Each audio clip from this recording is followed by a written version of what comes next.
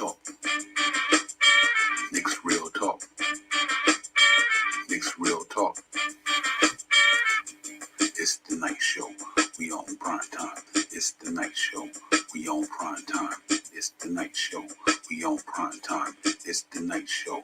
We on prime time. Knicks real talk. Knicks real talk. Knicks real talk. It's the night show.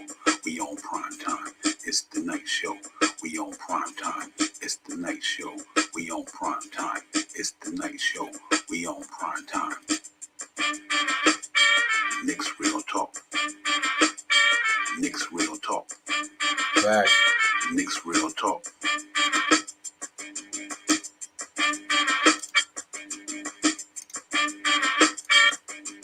It's the night show. We on prime time. It's the night show. We on prime time. It's the night show. We on prime time. It's the night show. We on prime time. Knicks real talk.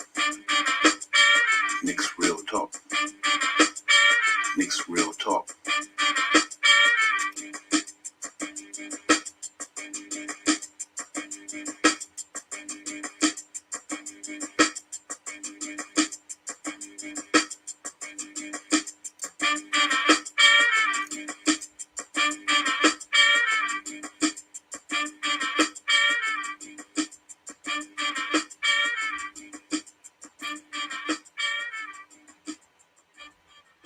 Knicks fans, what's good, man? This is Knicks Real Talk, the night show, man. First half recorded season in review. We here about to get into some Knicks content. You know, salute to the chat, salute to the panel. City for Real, checking in on the panel. We here tonight, man. Knicks Real Talk in the building. Salute to everybody out there in the stream. Camilio, Jetty, Diego, everybody. Camilio, man. Salute to everybody checking in. It's the Knicks Real Talk, the Friday night show edition, man. We here, man, about to cut up some content. Get into a little Knick talk. No game. Everybody at the All-Star break. You know, so we got a week off, man. And we just going to keep the Knicks in our thoughts, man. We're going to get it moving, get it popping up in here tonight. We're just going to talk some Knicks for the first half of the season and various other topics going along as we go through the show. But salute to everybody out there, man. I'm glad you're here. You could be anywhere else, but you're here on Knicks Real Talk, the night show, man, with your man Divine. So I appreciate that. So we just going to get into some talk, man. We got my man City for Real on the panel. And we just going to get it popping tonight, man. So salute to everybody out there. I hope you're home, you're safe, you're chilling, you're doing your thing, you're cooling out. We ain't got no Knicks on the tube tonight, so we going to have the fans get it popping tonight because I'm a fan, not bringing for the fans. So we going to be the Knicks tonight for everybody, man. So salute to everybody out there. I hope y'all are well. This is the first quarter of the season in review, the night show, Knicks Real Talk. I got my man City for Real. City, what's popping? Hey, you already know, man. I came in for the Knicks Real Talk, bro. Like, you know what I'm saying? I'm ready to get with it, ready to get after it. Like, you know, team has been playing well. What more can we ask for? Yeah, facts. Yeah, man, it's an exciting time to be a Knicks fan right now, man. First half of the season, 19-18, a game over 500, going into the All-Star break. We've been playing some good basketball this year, man. I'm excited to be a Knicks fan right now because we've been balling out. For all the naysayers, kick rocks because we doing our thing, so it's legit. You know what I mean? And this is real talk, man. But yeah, the first half of the season, you know, we've seen some real good basketball, man. You know, you've seen the peaks and valleys, you know, the wins and losses, but for the most part, we got more wins and losses, so we'll take that any day, all day, every day. You know, but it's exciting though, man. You know, it's real talk, man. You know, we a lot of people weren't expecting for us to be where we was at. I had confidence that we were going to have a good season, but to know that we won game over 500. You know, fifth in the Eastern Conference, man. That's truly astounding, man. I'm glad to see that we making it happen like that. And big up to Tom Thibodeau and the coaching staff, the player, the organization. Got us Knicks fan feeling excited about the season. You know, and it's a good thing, man. Like I said, 19-18, and that's a blessing, man. You know, first quarter season we were 8-11. We wound up going 11-7 in the other half of that first half. That was awesome, man. So we wound up playing some good basketball. Big up, you know, and the team playing well. Julius Randle, All-Star consideration. He's in there. He's going to represent us this weekend at the All-Star game. Obi Toppin in the slam dunk contest. RJ Barrett, you know what I'm saying, got picked to the world team. But we know Emmanuel quickly should have been there. But, you know, he'll get his turn. He improved all the naysayers wrong. But I'm excited, though, man. I think we had a good first half. We've been playing some good basketball up and down, you know, and peaks and valleys. And that happens in the association. But you know what, with the acquisition of Derrick Rose coming in, giving us a little bit more spark to the team. And I just think it's going to be a different time in the second half because everybody got their foot under them. They kind of know what was going on in the first half of the season. Now the second half, they got familiarity with the league, especially like Obi Toppin and RJ Barrett. You know, Frank coming into his own a little bit. So I'm excited, man. So what do you think about the first half of the season so far, my brother? Hey, I like it. Like, listen, man, we got guys, right, that know how to play their position. Like, you know what I'm saying? Like, there's no ego thing going on with these guys, you know. And to jump on what you said about Tibbs, man, like, this guy took our losing team that we had last year and got them a game over 500. Right. That's a big deal. At least, like, you know what I'm saying? For me, being a fan, that's a big deal because coming into this year, I really did not know what to expect. Like, you know what I mean? I felt like we was gonna be okay. We would be decent, but I did not think we were gonna be at the position that we're in right now. Like, you know what I'm saying? Like getting a game over 500. Now, although in the middle, I would say towards the after we lost that Sacramento game, I would say I thought like, wow, you know what? If we can do a couple of things and we can stretch out a couple of wins, that'll be great because then we'll either hit 500 or we'll be above. Like, you know, but that wasn't my assessment. Like, you know, in the beginning of the season, like all of this turned on to me like half of the season with quickly emerging, you know, the up and down play of Bullock and Burks. But all in all, I'm happy where we at. Like, you know what I'm saying? Although I get it, we could have got a couple of more wins, but I'm happy where we're at just because nobody expected us to be where we're at. Like, you know what I'm saying? So we got to take that with a grain of salt. Like, you know what I mean? Get back down to our nitty gritty once the All-Star break is over and come back out firing in all cylinders. Yeah, I agree, man. Because you know what, you know, like I said, when we first came into the season, you know, even coming out the small little preseason games we had, but I seen something though. You know what I mean?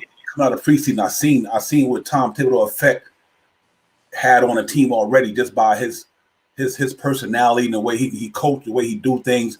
I just seemed like, you know what, man, these guys gonna be playing hard. You know what I mean? You know, and that's why I gave them that name, the New York City Gritty Committee, because I knew they were gonna be gritty, quiet, they were gonna battle. I mean, you know, and they were gonna put the work in, and I think it's showing though. But what I'm excited about was that all the young guys, you know, they giving you what they can give you quickly. You know, a lot of people didn't expect him to emerge like you said the way he did, and I still think Obi Toppin going to have a lot to show in the second half. But it just is exciting to see, man. And Julius Randle, like I said, putting the team on his back for the first half of the season, you know, keeping us in contention. RJ Barrett starting to come into his own.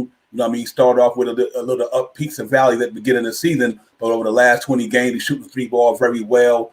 I mean, you know, and you know, we just getting contributions from Nerlens Noel. When Mitch went down, you know, we weren't expecting that, but Nerlens Noel comes in, steps right in, and almost don't lose a step. You know what I mean? And that's good to see. And then, what can I say about the acquisition of Derrick Rose? Derrick Rose comes in, bringing that, you know, that veteran leadership. Him and Todd Gibson, and he just brought a little bit more spunk to the team. You know, and so I like what I'm seeing, man. And like I said, even when we were at the first quarter to see that at 8-11, I was like, man, you know what? When we pull this thing all together, we're gonna be a problem because we still were dealing with a lot of injuries at the time. You know, coming into the season, Obi was injured. I think Burks was injured. Quite a few players, you know, sporadically. But I think once they all started getting that cohesion coming together, you started seeing the results. You know what I mean? And I like what I seen from them. And I was excited about that, man. And I'm to this day, I think the second half of the season, even though it's going to be tougher, I think we're going to have a better season in the second half than the first, just due to the fact that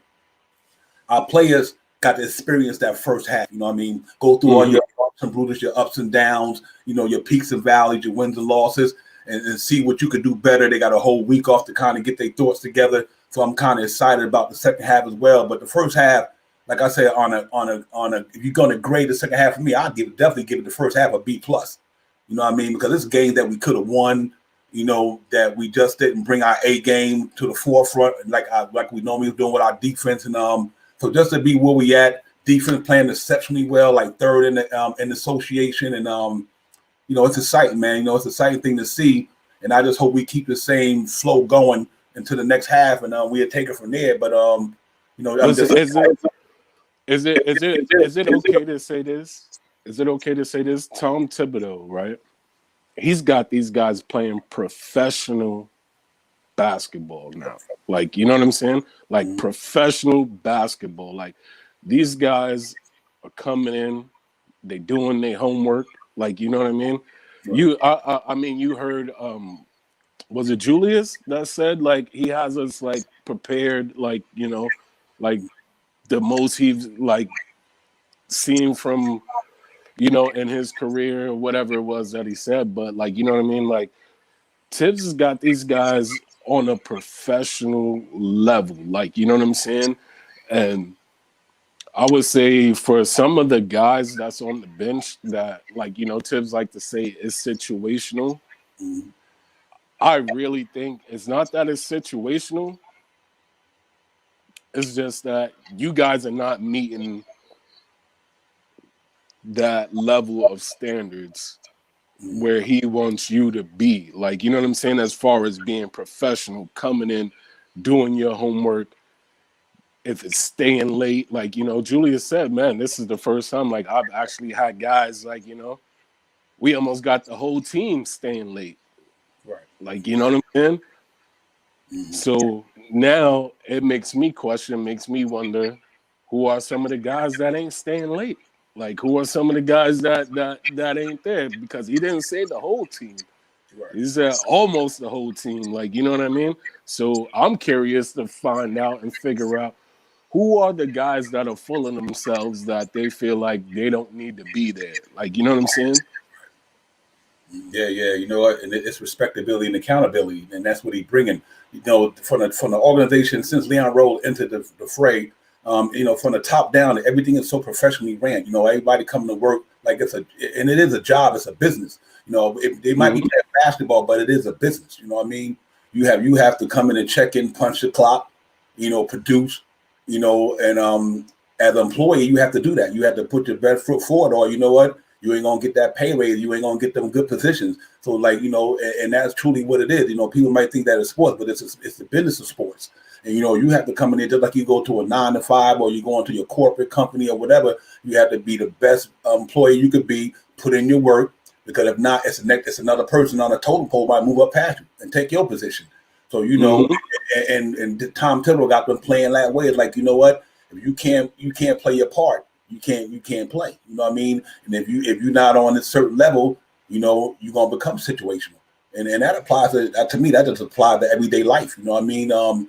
You have to go in there, go to work, go to your 9 to 5, go hard, show your company that you worth every penny that they paying you.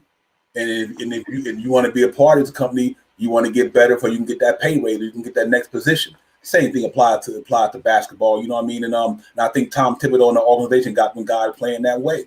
If you want to be a part of this team, you got to come in, do your work, bring your lunch pail, bring your hard hat. You know what I mean? Let's build this construction thing. Let's build this construction building we building, because that's what we're doing. We putting the pieces to a nice building in a mosaic that we're going to finally say, you know what? We done built this New York City skyscraper, which is the New York Knicks basketball team. So I you know, in the first half of the season, we see the foundation starting to get poured. We think the cement hitting the ground. Then we think the steel going up. You know, then you add the windows and everything, and that's what Tom Thibodeau is doing with the team. He's building a real big, strong building that's going to sustain in New York City, and that's a New York Knicks basketball team. So the first half of the season, I take that, man, 19 and 18, and like I said, they playing good basketball. And they competing out there, and that's what we want as Knicks fans. We want to see them boys compete. And you know, there's always going to be some ups and downs, man, because it's the association, it's the NBA. You know what I mean? It's a long, hard, grimy season, gritty season. You know, everybody jockeying for position. You get to sometime on any given night, you can get a team best or you can get their worst. But you just got to take advantage of all the situations. I just think that the way we playing basketball and our defense keeping us in all the ball games that it possibly can keep us in, to our offense finally gel and come around. And you notice in the last 10 games, we're starting to see that because, we're starting to get better 3-point percentage. You know what I mean? We start a bit more up and down running.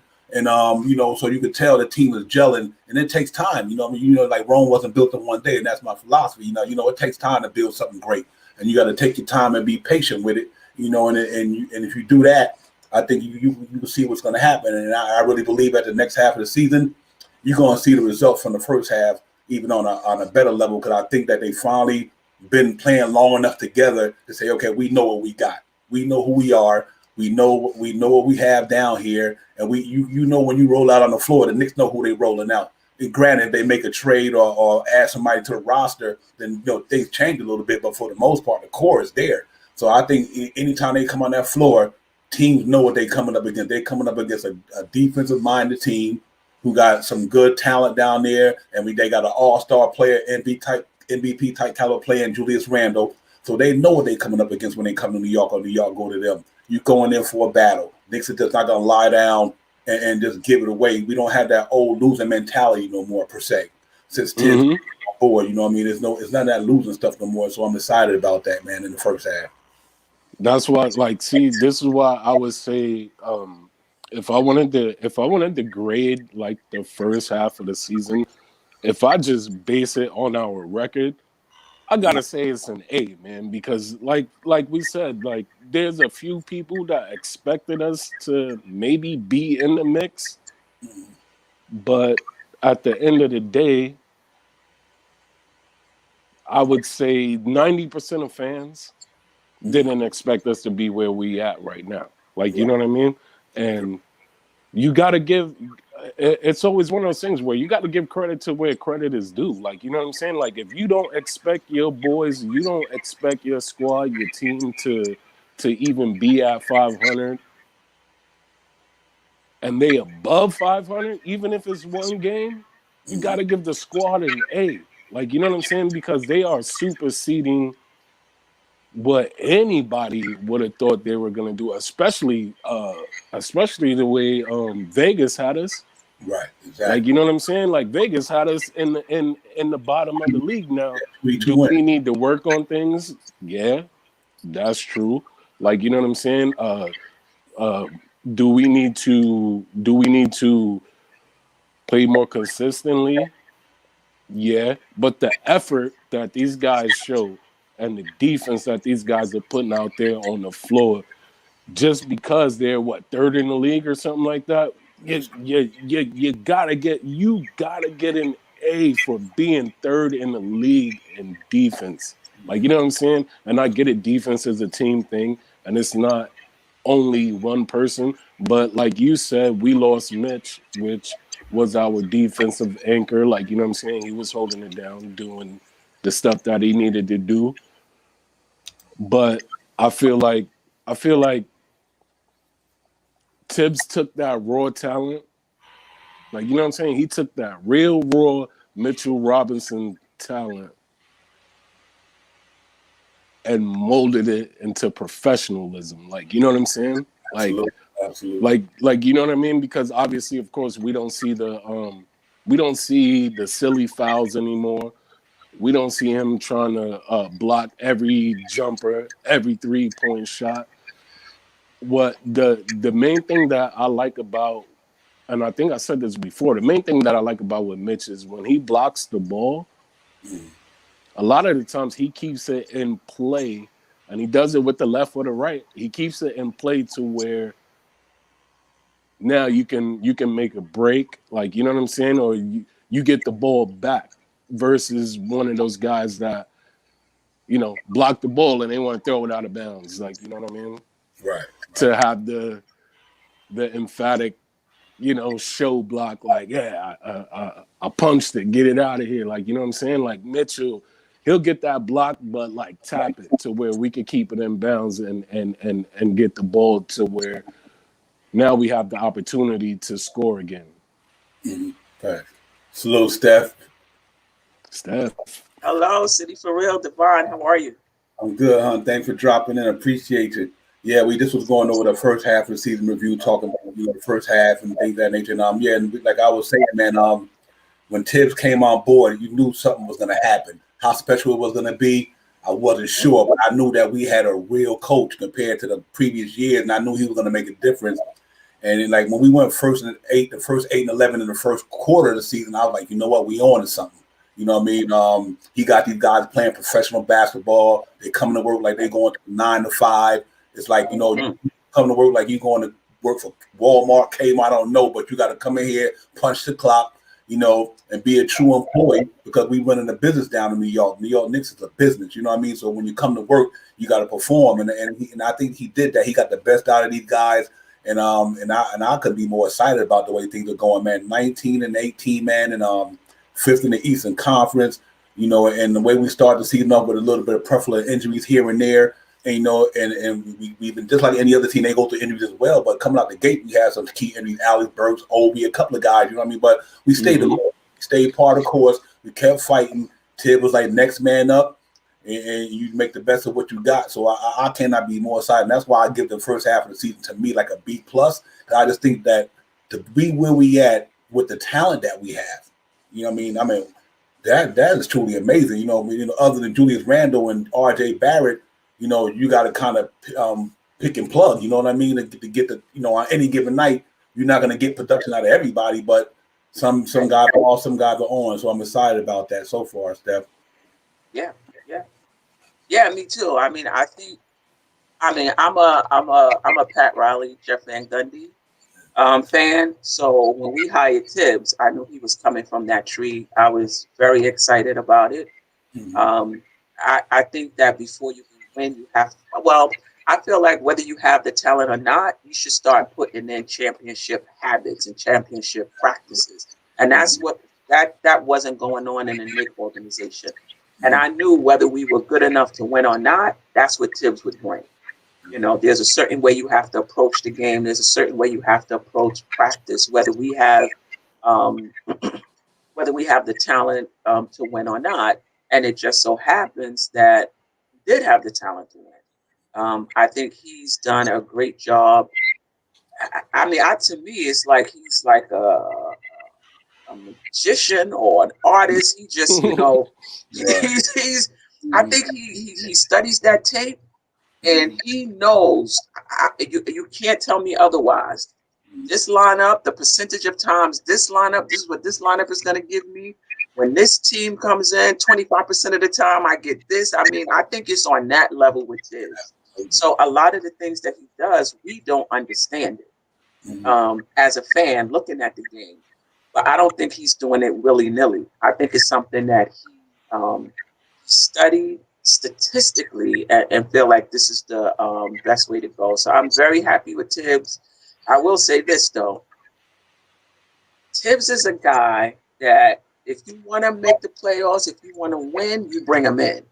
But understand there's certain things about him that is not going to change. This is just who he is, and he's been pretty consistent about it. He's going to have his guys, usually veteran guys, whoever it is, and those are the people he's going to play. They're going to have a long rope. He'll play the rookies, but they're going to have a short rope. Right. You're going to play, you could be up 20, his starters are still going to be on the game. That's just him. That's just how he does things and how he's always done it. And I'm happy. Yeah. Likewise, me and you both. I think the way he coaches stability, he has a certain structure he got in place. I'm not going away from the structure. This is the way I've been doing it, and and it's working for him. That's the reason why he got a percentage that he have. And like I said, for him to have the talent that he has down there, and still getting the best out of these guys, because all these people talking about he don't play young guys is wrong. Obi Toppin is playing, Emmanuel Quickly is playing, R.J. Barrett is playing, even Frank now. But you just got to be ready to play. You know what I mean? Right. And if you play, if you produce and you play, if you don't, you don't. Right. So I really do. Yeah, as simple as that. He's one of them. No nonsense, like you said, Pat Riley, Jeff Van Gundy. He bringing that type of mentality there. You know what? You go hard, you go home. When you come in here, you come in here to work. If I got to play you 38 minutes, these days and time with all this medicine out here and all this different type of techniques, the training and everything, them guys ain't getting tired like that. You know what I mean?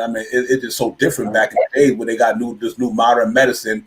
all the trainers and all the, so he's like this here, man. If we win in this game, and I need to win this game, and you ain't producing, I got to keep you in here. You know what I mean? And it's not about taking nobody minutes, but if quickly having a good game, he ain't gonna bring the other person back in the crunch because he's having a good game. You just wait till tomorrow. Right. This is why I said this. See, this is why I said the fact that Tibbs don't play the young guys is a myth. Like, you know what I'm saying? Because our basically just about our whole roster is pretty much full of young guys, except for you got a few people, you know what I'm saying? Like Burks and Bullock and Nerlens and Taj, like, you know what I mean? But at the end of the day, everybody else has been getting burned. Everybody else has been playing.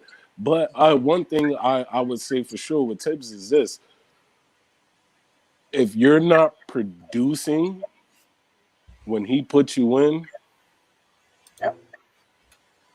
especially if you're a young guy, yes, you might get taken out. But if you're a vet and you're not producing, yeah, he'll leave you in because he knows that you have that veteran, like, you know what I'm saying, spirit, that leadership to where, you just might get it going. Like, you know what I'm saying? And with like how, remember he was taking RJ out and leaving him out on the fourth.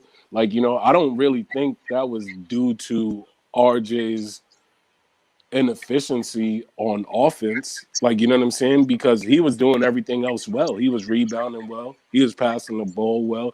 He was playing significant defense. Like, you know what I mean? So I don't think it was because of that. I just think a lot of the times it was just because, guess what? Somebody else had it going. So Tibbs said, okay, RJ, you got to sit because this guy's got it going. And the way the team is performing right now, we're rolling. Mm-hmm. You know what I mean? Like, why deflate the tire? You know what I'm saying? Mm-hmm. If we're rolling, it shouldn't matter who's in the game. But if the game is transitioning into where we're rolling, keep those tires rolling. Like, you know what I mean? Keep them rolling until they fall off. Mm-hmm. Yeah, I agree with you, man. It's been a good ride, though. The first half of the season has been a good ride. I'm not mad at anything. I can't complain about anything. I mean, there's no reason for no Knicks fan, I don't care who you are, to complain about the way the Knicks are playing. I mean, it just don't even make no sense. If it is, you just not speaking with truth to power. We had to say 19-18, fifth in the association in Atlantic in the Eastern Conference. And granted, we could drop down to 9, we get back at 10, but for now, we ain't there yet. But I just think that the second half of the season, the team going to play a little bit better because due to the fact that they know each other almost for half of a season now. You kind of know what you get with each other. The commodity is there. You know what the team is about. You know how they playing, and Tibbs know what he's going to get out of these guys. And I think when Derrick Rose get back and Mitchell Robinson get back, like you always say, Steph, we do got to upgrade the roster with some talent. But, man, if we do upgrade that roster with some talent, the Knicks going to be a problem. You know what I mean? For sure. They're going to be a problem, and the way they play now, it's amazing, and I take that in the first half of the season, man. It was a good first half, man, and it had all us Knicks fans excited, and I mean, we should be because we had a long drought, almost 8 years of this mediocrity, and but we done finally reached there, and I think it's a testament to Leon Rose, and I'm gonna say first of all, James Dolan giving Leon Rose the opportunity to do what he did. You can't even leave James Dolan out of the equation because he didn't want to hire the man. You know what I mean? Right. Right, he gave him a chance to run the organization. They bring the people in that he needed to bring in. They brought in a whole professional. I think Leon Rose and Scott Perry, guys made it more professional now. Like Julius Randle was saying, like when sometimes when they go over film, even the scouts come in here. You know what I mean? Bringing paper, bringing this, bringing. So that's a sight to see, man. Even with Tom Thibodeau, you ever notice on the sidelines? Sometimes he'd be on the sideline with a clipboard. You know what I mean? I'm like. He's looking at stats while he's running up and down the sideline. I'm like, he's a coach, man. That dude must bleed, and he must bleed blood when it comes to coaching, man. Yeah. So this is why it's Knicks real talk, because I could guarantee you one thing: ain't nobody trying to give James Dolan credit for what's going on. Like, you understand what I'm saying? They Right. always gonna paint him to be the worst owner in the league or whatever it is that they want to say. Like, you know what I'm saying? But we understand the real. We know what's really going on. Like, you know, he gave guys the opportunity to show what they can do, and the guys that he gave the opportunity to, they producing. Like, you know what I'm saying? And yes, he deserves to get credit for that. But like, are people going to give him credit for that? No. Are we going to give him credit for that? Yes, because this is Knicks Real Talk, and that's what we do. We talk And about real stuff. yeah, you gotta, you know, don't get me wrong, Jay. Dolan has some bonehead things now. You know, you got to take the bad with the Yeah. Mhm. but, you know, I got to give him his just due on this one. You know what I mean? Mm-hmm. Right. You know what? He allowed this man to come in there and run the ship. But right now, I know it's real premature and it's early, but I like the way the ship is sailing right now, though. You know what I mean? I like the way Yeah. it's sailing. Yeah. For sure.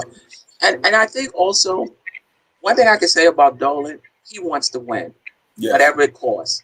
Mm-hmm. After a few years, we're not winning. He gonna get rid of the coach, even if he's got to pay him for the next 2-3 years. It doesn't matter. Right. Same thing with front office people. He brought in Phil Jackson. He thought that was gonna work. It didn't. He got rid of Phil Jackson. He moved on to the next. So you know, it's not a situation where because of money we're stuck with a coaching staff or we're stuck with a front office. He doesn't mind, and I believe. I don't know this for a fact, but I believe we get into championship contention and we have to go over the salary cap Mm-hmm. to sign a good player or to keep Oh, a you good know player he's on the going roster. over. I don't think that's going to be a problem. Yeah, you know Yeah, you know he's that's not going going to be a over. problem. That man has never had a problem with spending money to get players or anybody in here. He's the true definition of scared money don't make money. No question about Right, that. Yeah. I mean, you know, he puts it out there, and you know, and the reason why that's why we wanted almost the number one NBA team, and as far as you know, value wise, and associated almost $4 billion because you know what. He puts it out there. You know, he like, listen, man. We in the media capital. We get all the scrutiny. We get all of this and that. Because even though prior to James Dolan even coming on, the Knicks was successful. Even when James Dolan came on, you still had the guy down in the L.A. What's his name? For the Clippers. Barbara? I know you're Sterling. talking about Sterling. Yeah. Glenn Taylor. Donald Sterling. Yeah, you had a lot of guys who were doing way worse than Jim Dolan was. You know what I mean? But you know, like I said, because where we at and where we play at, you know, we in the metropolitan area, and that's like the media capital. You know, it's clickbait, it's front page news, back page news. So you know, it is what it is. The tabloids is here. But you know, like I said, but the first half of the season, man, you guys take it. I'm excited about it. You know, and like right now, heading into the All-Star break.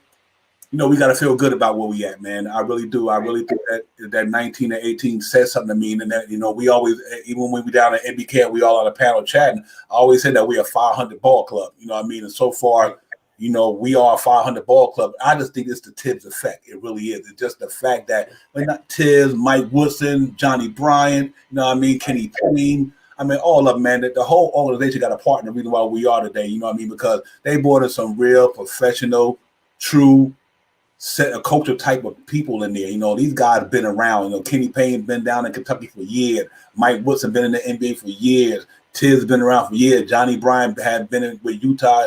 You know, he might not be long done, but he got the experience. And Andy Gear and all these guys, they just brought in a whole different attitude, man. So, you know, going to the All-Star break, I was like, man, listen, we got decided to be a Knicks fan. We legit. I just think we legit. And I just truly believe we 1 or 2 pieces away just to say, okay, you know what? We here. You know what I mean? And it can happen fast. It can. Absolutely. Real fast. It happened fast. Look what happened with the Nets. That was fast. The Lakers, that was fast. Mm-hmm. What I do believe about this organization, I don't think they mind making big moves. They're not going to be reckless with it. They're not going to be stupid with it. You know, they know what the window is. And I think they're going off of Randall's window, I would think. So they're not going to do anything short-sighted. So, and I think that's why we haven't seen anything yet, because they could have made a rash move, gave up a number 1 draft pick for somebody. But I think they're being very methodical about how they're going about it. And I think they're thinking about this year, they're thinking about next year, they're thinking about the salary cap years from now. And I think that's the one thing I like also. It's a team, you know, the coaching staff, the front office, bringing in the guy from Cleveland, bringing in Walt Perrin from Utah in terms of scouting. I think they got somebody that scouts college, somebody that scouts NBA players, however they do it in terms of free agent. We just got it all covered, and it's a brain trust, and it's not just in the hands of one or two people. Sure, it may be one person that pulled the trigger, but everybody is going to have an input. So do you guys feel like this? Do you guys feel like Leon's sitting there, right? He's looking at his master plan, right? He's got the master plan bulletin board where he's saying, all right, this is the tree, right? On this branch, if we not here by this point, I'm going to do this. On this one, if we're here by this point, I'm going to do this. If we down here and doing these types of things, then I'm going to do this. Do you think he's got that master plan? Like, you know what I'm saying? The brainstorm. Remember back in the days when you were in school, you had the brainstorm where you had your info, and then you had the line going this way, the line going that way, the line going this way, that way, this way, where all your possibilities roll up into. Right. Do you think Leon's doing something like that? Because I feel like he's got his brainstorm thing going where he knows, like, all right, if let's just say right now, right, if we were under 500, I think there's gonna be I think something would have happened, like, you know what I'm saying, where we would not be looking at the same team, like, you know what I'm saying. And right now that we're in the position that we're in, I think he's sitting back saying, yo, you know what, okay, I'm okay with this. Let me see where this goes, like, you know what I'm saying. And I don't think it's based. Oh, sorry, go ahead. No, go ahead, you good. I don't think they're gonna make decisions based on our record. I think they're gonna make the decisions based on what they're seeing, that this is a team that they can build on. I don't think it matters if we're under 500, over 500. If they can make a move that's going to better the team for now and for the future, I think they're going to do that. I don't think they're going to be like, let's just sign this piece just so we can get to the playoffs this year. Doesn't matter whether this player helps us next year or whatever. I just think they have the long view in mind. Now, where I do think the map that you're talking about comes into play is, say they were able, I'm not saying they will, like, say they were able to sign Kawhi in free agency, right? I think that does change things. Because I think now they might say, all right, I got Randall, I got Kawhi. Maybe I do go all in on a bill to add to them, right? Maybe if they don't have Kawhi, maybe they say, maybe we'll just see what we can do. Don't even give my. No, I'm just saying. I just think that they're gonna make decisions based on, we was able to add this piece, right? Like the Nets, they added. They said, oh well, we got Kyrie and we got KD. Let's put all our chips into the middle of the table and get Harden. If they didn't have those two guys, they may not have done that. So I think that in New York with Tom Thibodeau. Well, the point I'm trying, I don't know if that's going to happen, but the point I'm trying to make, I don't think they're making moves based on our record, but I do think if they're able to get a free agent they want, or even make a trade that they want, that may steer them in one direction or another in terms of their decision. Yeah, I think they like you said, I agree with you and both of you. I think they're doing according to the team structure. Like you always say, it's the Julius Randle's window right now. You know what I mean? So do you go get another piece? Because I really believe they go get whoever, maybe, I don't know, Levine, Debo, whoever. Let's say they do get one of them guys before the trade and deadline. It helps us in free agency. Right. And then you already got them, and then free agency coming and you got the money, and I just think it's going to be a lot of moving pieces at it, because I think it's a lot of people who ain't happy where they at. You know what I mean? And some people want to move on. And I know, is regardless if we like the talent or not, there's some guys out there that I think, like, you know what, prime example. Even if we don't get him, I guarantee you, Cat not staying in Minnesota. Right. I know that ain't.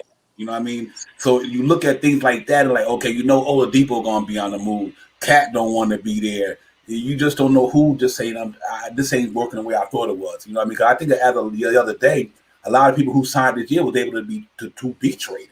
You know what I mean? Right. Brandon Ingram, all these guys. You know what I mean? So it's a situational thing. But I think the Knicks organization, they took it from here to the All-Star break. Say, okay, let me evaluate what we doing. And I think they really believe, like, we own something right here. And I think we got a chance to go in the playoffs and make some noise now. And I just think that they looking at that, and it makes it so bad. I'm looking at even with us not being fully healthy. I mean, Mitch might not be a cornerstone, but he's a major reason why we was 19 and 18. You know what I mean? Right. Yeah, No doubt. Yeah. So if you say, well, we got Mitch, Randall, Barrett, I just could see them getting that one guy to slide in the three, move Bullock back. That's going to even solidify the back court. I mean, the second half, you're even strong on the defense. Then you get that primary guy in that wing, right? That can help give you 18, 19 a game. That's going to be tough to beat the Knicks like that. So I'm excited about it, man, heading to the All-Star break. That's one of the main things our second unit is missing, too. Like, you know what I'm saying? Our second unit, that's one of the main things that they are missing. They are missing the defensive glue. Like, they missing that gel. Like, you know what I'm saying? Because we've seen it time and time again. A lot of the times, second unit comes in the game, guys come in the game, and they either squander a lead, like, you know what I mean? They give up the lead, or the other team has a lead and the starters ain't playing well, but they ain't really, like, you know what I'm saying? Like, they can't get us there. Like, you know what I'm saying? Like, they can't get us to the point where now I ain't even going front. We've seen a couple of games where they did do that, where they did, like, fought and held the lead, or they fought to bring us back or whatever. But, like, that's the main thing that they're missing. They're missing the glue guy that's gonna connect them on defense. Like, you know what I mean? I don't know who that guy would be, but, like, you know what I'm saying? I'm just, like, saying, There's a rumor that I don't know, he just signed there, that Jeremy Grant from Detroit might be on the move, and that there's some teams looking at him. I'm like, he just signed already. That being said, he would be a nice 3 for us on the other side. On the other side of Barrett, he got that length too and that wingspan. I don't think it would happen. I don't know why Detroit would move him. They just got him. But if I'm the Knicks, I would be in on that. I would want to be in on that. Yeah, because he's a good defensive player too. I know why I think they will beat him, because I think that GM who came in there, he just got there this year. He just started signing some of everybody. And I just think that he was like, they was like, I think they just going to rebuild mode. You know what I mean? And I just think Jeremy Grant probably could be better off somewhere on the stable. Like, he fits our timeline. You know what I mean? Salute to he's a Tibbs guy too. Yeah, salute to Knicks and Brutus in the chat. Tony Crow, we see you, brother. Appreciate the shout. Yeah, NBK family definitely in the building, man. Salute. But yeah, I think about it like that. Oh my goodness! But you know what? I think, like I said, we're in a good place. I just think we are the organization where we got draft capital, we got money capital. I mean, we got a franchise player down there balling out right now. RJ coming into his own. And, I just think the acquisition of Derrick Rose before the All-Star break just even made it more enticing team. I don't think people looking at the Knicks now like I wouldn't go there. You know what I mean? No, I think that whole stigma done changed. And I believe there's a lot of players that are going to want to say, man, I'm going to go down there where they at. Because they know they got stability now. They got a coach that can coach his butt off. They got players who you could see the after effect of his coaching. You know what I mean? Like, okay, damn, these cats go hard for this dude. You know what I mean? And he's a veteran coach. He's been around the league. He done played. He done went up against some of the LeBron of the world. He done went up against some of the D Wades of the world. He done coached against some of the creme de la creme coaches. And I just think that it's starting to reflect on the way they playing basketball. And so going to the All-Star break, that was good to see, man. And I just think we just got to get and keep prospering and find that them couple of pieces, one piece or a couple of pieces. And like you say, Steph, which is so important. I always thought about that the whole year. Like, Scott Perry, he's just going to maintain that cap flexibility. He's not Right. going to do anything just to, okay, I'm Right. going to find a max player just to sign him. He's not that guy. I remember when he first got there, and it was a Sacramento King game, and the Knicks, and they had him at the halftime after they traded for Porzingis, and they asked him like, well, now that you got the cap flexibility, or you can go out there and get this guy. Said no. He said we just want to make sure that our franchise has stability going throughout from here on out. He wasn't trying to say, I'm going to get KD. He didn't say none of that. He said, listen, that's why I said, people listen to that interview. He said, listen, we just want to make sure our franchise has flexibility moving forward. You know what I mean? Right. And it came truth to power. You know what I mean? We really got flexibility moving forward. And he said that 3 years ago. So I'm going to salute to him, man. And now that he on board Worldwide West and them guys on, man, and it's about to be popping up in New York, man. I really believe that, man. I'm excited about it, man. So yeah. And I mean, even now, see the videos on Twitter of outside the Garden after we win. People celebrating like it's a playoff game, but we was down so low, and so early in the season. Like our season would be over pretty much really early in the season when we didn't really see much chance of us, coming back and making the playoffs. So, as Knicks fans, to even be in the conversation right now, even if it is 500 for us, it's a relief. I'm excited about it. But the other thing also, it's not just where we are now, but what could be. That we're in good shape. We're in 5th place right now. Even like you said, Divine, if we go down to 6, 7, 8, 9, whatever, but we got a player that we can build around. When was the last time we could say that? Right. And we got the assets and the cap space to make it happen. And I think that's where the joy is also. How we're performing, yes, but that more can happen. We're in position to better our team. So I think it's both of those together where the joy is coming from, at least for me. Yeah, we got the power. Yo, listen, man. We got the power to do whatever it is that we want to do. And the Knicks have not been in any type of situation like that, I would say, since I've been a fan, or at least maybe when I was younger and I didn't know about it or whatever. But as of right now, we got the power to move pieces or not. It's our choice. We got guys on flexible deals. We got guys on minimum deals. We got guys that are out playing their contracts. Like, you know what I'm saying? And and you expect us not to be happy about this? Right. Like, I mean, like, yeah, no, it's not. Listen, I'll tell you this. As a Knicks fan, I am happy every game that we win. I go back and I watch the games. The games that we lose, I don't. It take everything in my power for me to go back and watch it because I know we lost. Like, you know what I'm saying? Like, and I don't even be wanting to be a part of that. Like, I'd be like, oh man, I'm gonna watch this again and see what I could talk about, see what I could say or whatever. But like, you know what I mean? Half the time I'm sitting there biased, like, all right, I know we lost, so yeah, okay. Like, it just being a Knicks fan, it burns me up on the inside, man.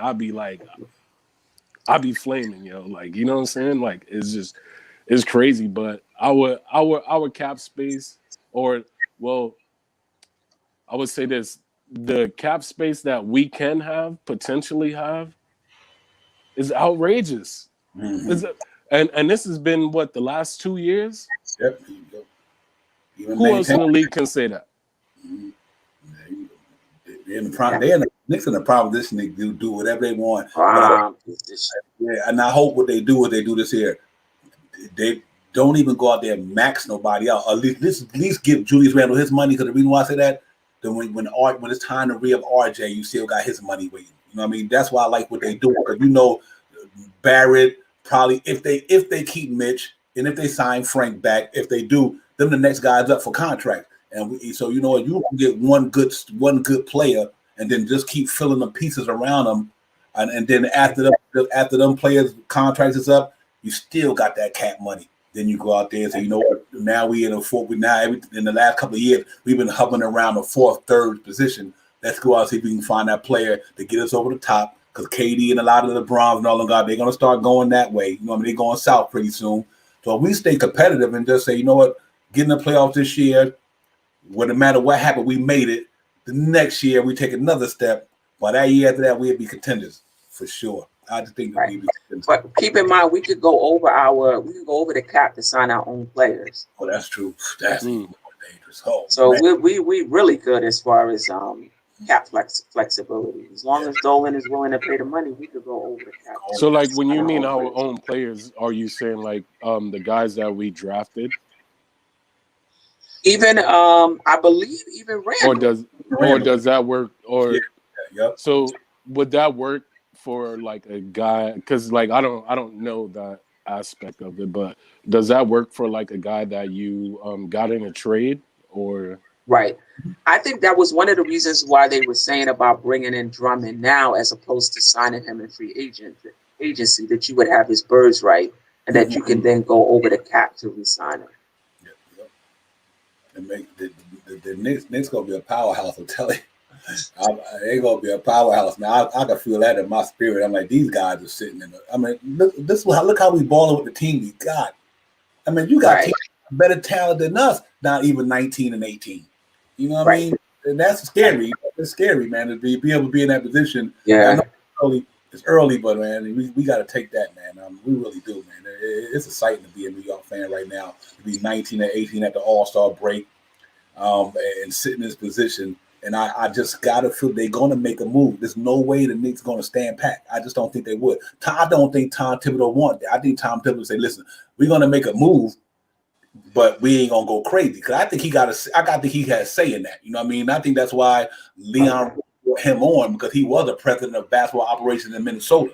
So he knows that, and he was saying at the beginning of the year that the decision makers make their decisions, but they let him know what they're doing. Now, I'm guaranteed we need this guy. The Knicks front office say, okay, that's what you need to make the team better. They ain't gonna get him. I just think they'll do it. You know what I mean? So I think so too. Yeah, man. So I think coming into the All-Star break, we looking good, man. And I'm just so excited about that, man, to be halfway through the season. And like I said, we was 8-11 in the first quarter. We won 11-7. We played over 500 basketball since the first quarter of the season, which was 8-11. Now we won 11-7, and so and that's just telling me something that these guys starting to get their footing. You know what I mean? And I'm liking to see that. I really am. Any concern, guys? Any concern that I'm not going to say we're playing over our head, but Tibbs is getting everything he can out of this roster, right? Mm-hmm. Any concerns that we get to a point where he didn't got as much as he can, and we stop winning? We're winning. Either we're losing or we're winning, but not at the clip that we're winning now. Like, any concern that this begins to break down a little bit and that we don't get the results that we need, that we're getting now going forward?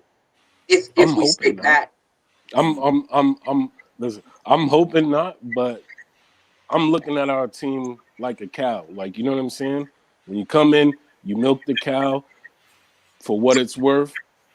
You get your milk, and then you leave the cow alone. Then you come in the next day, and you milk the cow again, and it still produces. So the only thing we're looking forward to is for us to keep producing, for those guys to stay healthy. Like, you know what I'm saying? That's the main part, is guys just got to stay healthy, continue working hard. And I ain't worried about nothing, man. If our team got us to where we at right now with the way we are, man, they can get us to wherever. Not saying we going all the way, but like, you know what I'm saying? I believe they can get us to a spot to where, you know, we gonna be happy. Like, I don't see us slacking off, because Tibbs, he probably already telling them guys right now, listen, y'all can have y'all fun, okay? But when we come back, it's back to business. It's back to work. Like, you know what I'm saying? And you never know. Most of these guys, they probably out there working right now. Like, you know what I mean? Because they look like they hungry. Like, the way the team comes off to me is like they feel like they hungry. So I don't expect us to expect us to slack off or do anything different than what we've already done. Yeah, we gonna lose a couple of close ones, but we gonna win some. Like, you know what I mean? So I don't see no slack off for I me. don't think we're gonna slack off in terms of effort. I'm just wondering we get to a point where you done got all you can get out of this rock and you're not getting any more. Yeah. I think, you know what? I think because of the strength of schedule, that could play a part in it. The schedule, could play a part in it. But I don't think, to be honest with you, Steph, I don't even think they hit their peak yet. Cause I love to see when everybody's back. You know what I mean? Because I just really believe Mitchell Robinson, whether he come off the bench or not, that's another added piece that's going to make you better. You know what I mean? When Derrick Rose get back, Alfred Payton get back, because for even when Alfred Payton went down, Derrick Rose comes in, goes 3-0. You know what I mean? And you missing one of your primary ball handlers. And Mitchell Robinson goes down, Nolan Noel picks up. So even, if Mitchell Robinson come back and he goes back to the star lineup, or if he goes to the bench, you got more production there. What level it is, I can't tell you. But you know what? I think Tibbs more hungry than a ball player. I don't think Tibbs is going to be. Let me tell you something. Tibbs is amazing. I just feel like Tibbs is coming in. He's like this. Yeah. Super duper focused. He don't care what we talking about in the chat. He don't care about nothing. He's trying to get every single game. You see people come in, your rope is this short, especially if you're a young person. So you're not even guaranteed minutes in the second half if he didn't like what he saw in the first half. Yeah. This guy is coach. He's just right now, he's just coaching on another level, playing people 40 minutes. We up by 20. He calling timeout. Yep. He challenging stuff. I said, we up 20. Like he's somewhere else. That's what he's trying to instill. Yeah. He's trying to instill. Listen, Tibbs is trying to, like we said about the whole culture thing. Like, you know what I mean? And his thing is, we already heard him say it. He likes to win. Like, you know what I'm saying? So he gonna do whatever it means in his power to win. Now, and this is why I said the other night too, do I think that he's gonna run the players into the ground? No, because guess what? When you're a player, you don't never want to come out the game. You don't care. Like, you know what I mean? Coach, why are you taking me out? Like, you know what I mean? Like, no, you don't never want to come out the game. Like, these guys, they are built for that. Like, you know what I'm saying? Like, it ain't about, like, unfortunate things do happen. Yes, because guess what? Like, that's just the way it is. Like, I mean, you could come out of your house and step wrong and twist your ankle. Now you sprain your ankle or you broke something or whatever. Like, you know what I mean? After you done did that a million times, and like, you know what I mean, out of the month, like, but some things do happen, and I think the Tibbs running players into the ground is just media driven, like, you know what I'm saying, because players do not want to leave the game. You see these guys when Tibbs call a timeout and he take them out, their faces be pitiful. They be like, oh, like, you know what I mean, like, because no, you want to play. Like, you know what I'm saying? You want to play. You want to get yours. So I don't know where that came from. Maybe it's because he plays guys like, like a lot of minutes. But those guys will probably tell you, yeah, I want to play. I want to be out there. I want to be on the floor. You tell me what you name me a player, unless you're an old guy like back when we had Herb Williams and stuff like that. You name me a player that wants to sit on the backside of the bench and sit there.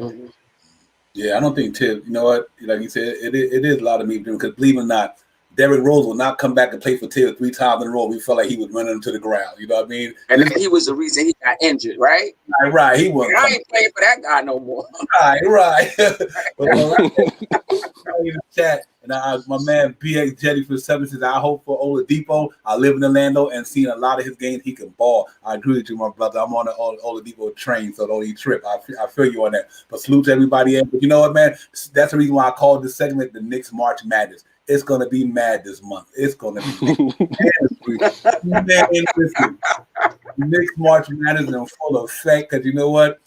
It's going to be crazy because, like you said, we got a whole month worth of just trade chatter. You know what I mean? It's like trade talk for the whole month to the 25th. Everybody's gonna be throwing noise out there. It's fun though. It's kind of like excited to me to say, okay, we in this conversation about getting other players. Last year, in the last couple of years, no. Oh yeah, forget It about it. wasn't even in the conversation. Right. now we talk about superstars. Come and go get this dude. We can get two for the price of one. It's madness, man. And don't let us win a couple of games coming out the gate. It's over. It's over. I mean, no, and it's good to feel this way. Y'all know how we've been feeling the last couple of years, man. It's been like in a doldrums, man. But and we still love our Knicks. Even last year, every game the Knicks came on, I liked that team we had last year. I was rooting for them. I was like, we just didn't have that coach. You know, Fizdale, no pun intended. You know, he just couldn't get them team to where they needed to be. I ain't hating on Fizdale, but he definitely wasn't. He couldn't get them to that level. You know, the Mike Miller came in, he made it better. And that's why I say, even that team last year, if you would have had Tom Thibodeau from the gate and you would have kept Mook Morris, the Knicks would have been in the bubble. They would He's have a been Tibbs guy too, right? right. Been in a bubble, balling out. You just never know. So I just think, man, you know, we got a right to smile and be happy in New York, man. But Knicks March Madness is real because, you know, right now we like, man, I can't wait till this All-Star game weekend is over. I'm ready to see some ball, you know what I mean? So, right. You know. Exactly. Exactly. I'm like, I'm waiting all the way to next Thursday. I don't know what to do with myself, man. I'm like, you know, we got Milwaukee coming out the gate. You know, we got Brooklyn, and we're gonna be on 5 national televised games too. It's twice, you know, and that's when to your point when you said, are you worried about the team hitting a certain point? That's what scares me is the schedule. We playing powerhouses, you know what I mean? But you know what it's gonna do though? It's definitely gonna build some character though. You know, gonna know who we are for sure. Know who we are for sure, yeah. And I just think that's gonna go a long way. But I think right now Tibbs game planning. He game planning. Him, Leon Rose, Worldwide West, and Scott Perry sitting down at the round table right now. Okay, what do we need to do? You know, and so it's going to be exciting. It's going to be madness, but it's going to be exciting though, man. But I'm up for it, man. I just had to take my blood pressure medicine on a regular. Okay.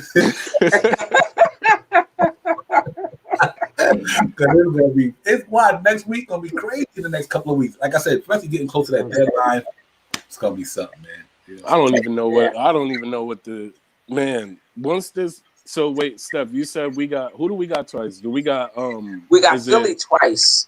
Ooh. Oh, okay. I thought you were saying we had Milwaukee twice. No. We have Philly. We have Philly twice.